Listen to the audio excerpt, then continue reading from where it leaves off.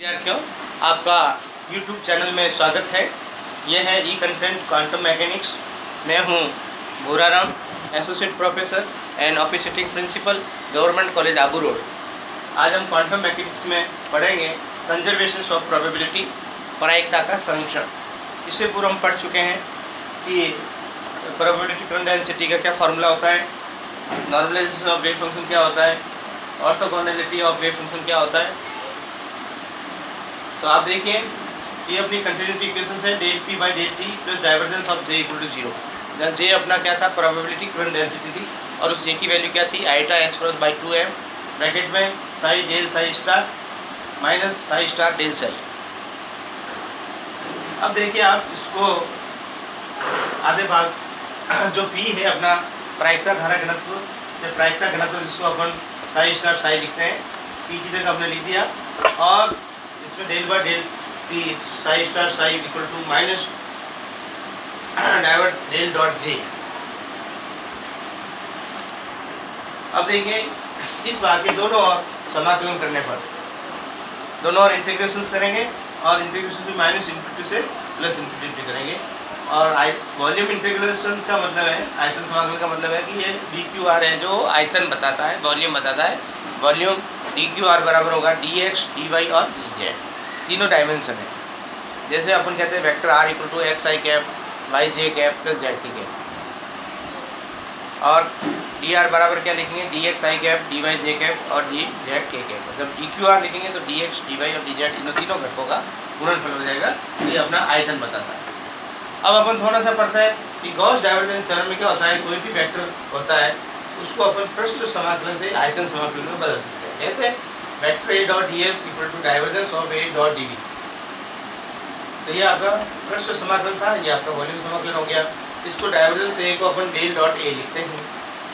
तो यहाँ अपन ऐसा करें कि आपका यदि वॉल्यूम इंटीग्रेशन से del dot a d v, तो अपन क्या करेंगे, vector a dot n cap dot d S.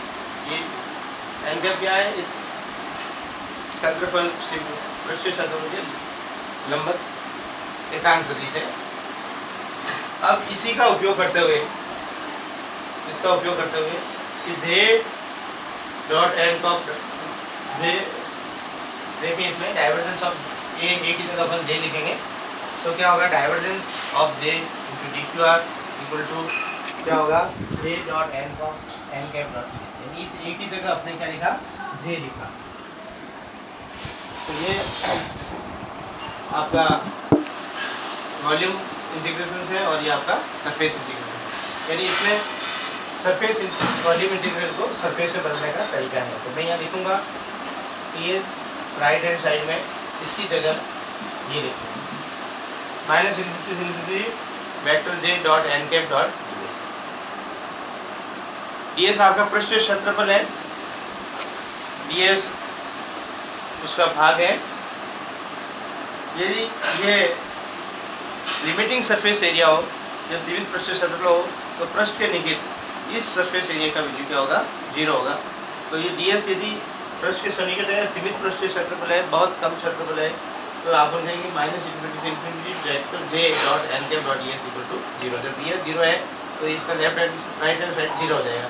इससे क्या मिलेगा, minus infinity to infinity del by del t psi star psi d cube r बराबर, यानी ये वैल्यू आपकी क्या होगी, जीरो हो गई। इसको अपन ऐसा कहेंगे, del by del t of p r p बराबर जीरो।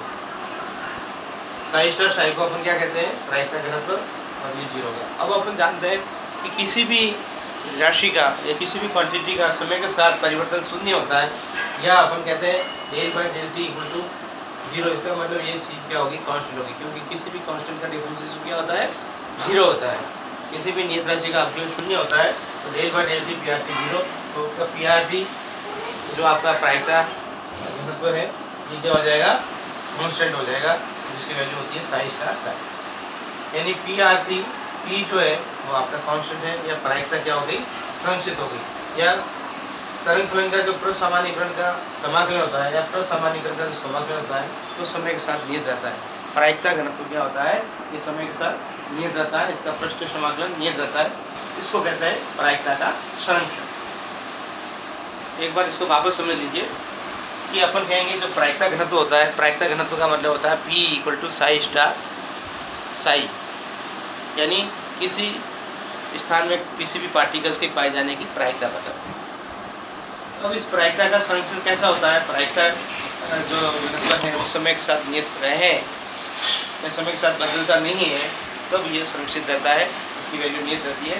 तो अपन इसको ऐसे प्राप्त करेंगे कि अपने पहले कंटिन्यूटी इक्वेशन लिखेंगे, P की जगह साई स्टार साई लिखेंगे और इसको राइट हैंड साइड में लेकर के माइनस डाइवर्जेंस ऑफ J लिखेंगे दोनों, और अपन वॉल्यूम इंटीग्रेशन करेंगे, ये इंटीग्रेशन है और माइनस इंफिनिटी से इंफिनिटी को होल स्पेस के लिए। अब अपन इस डाइवर्जेंस ऑफ J को क्या लिखेंगे? Vector J.n_ds। ये इसमें जो वॉल्यूम इंटीग्रेशन है इसको सरफेस इंटीग्रेशन में बदला, ये गॉस डाइवर्जेंस थ्योरम से बदला जाता है, ये अपना फॉर्मूला होता है, थ्योरम है।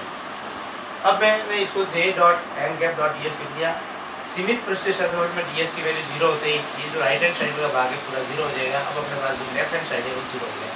अब इसमें से del को अपने बाहर निकाल दिया, ये भाग जो है और ये पूरा भाग है वो 0 के बराबर है। इसका मतलब जो P है PRT है वो वहाँ पे रहता है, जिसकी वैल्यू है sin3।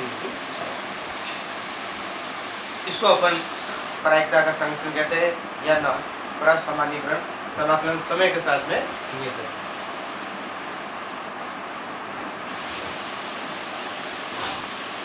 चुके हैं कि तरंग फलन का प्रसामान्यीकरण क्या होता है कि किसी आयतन में किसी पार्टिकल के पाए जाने की प्रायिकता यदि 100% है, 100% को अपन 1 से लिखेंगे तो वो तरंग फलन क्या होता है? प्रसामान्यीकरण होगा। वहाँ कण के पाए जाने की प्रायिकता बिल्कुल होगी 100%, उसको कहते हैं तरंग फलन का सामान्यीकरण। अब अपन कहते हैं ऑर्थोगोनैलिटी ऑफ ए फंक्शन। तरंग फलन की लंबकोणीयता क्या होगी? एक निश्चित आयतन में कण के पाए जाने की प्रायिकता 0 होती है, वहाँ कण नहीं होगा, तो उस स्थिति में अपन ये क्या होगा? तरंग फलन तो होगा अपना माइनस प्लस PQRT DQR बराबर 0। तो इसको कहते हैं लंबकोणीयता, तरंग फलन की लंबकोणीयता। ये अपना अपन आगे काम में लेंगे। प्रसामान्यीकरण होगा तो वेग होगा, लंबकोणीयता होगा तो इसकी वैल्यू 0 होगी। कण के पाए जाने वाली प्रायिकता 0 और कण के पाए जाने की प्रायिकता 100% होती है।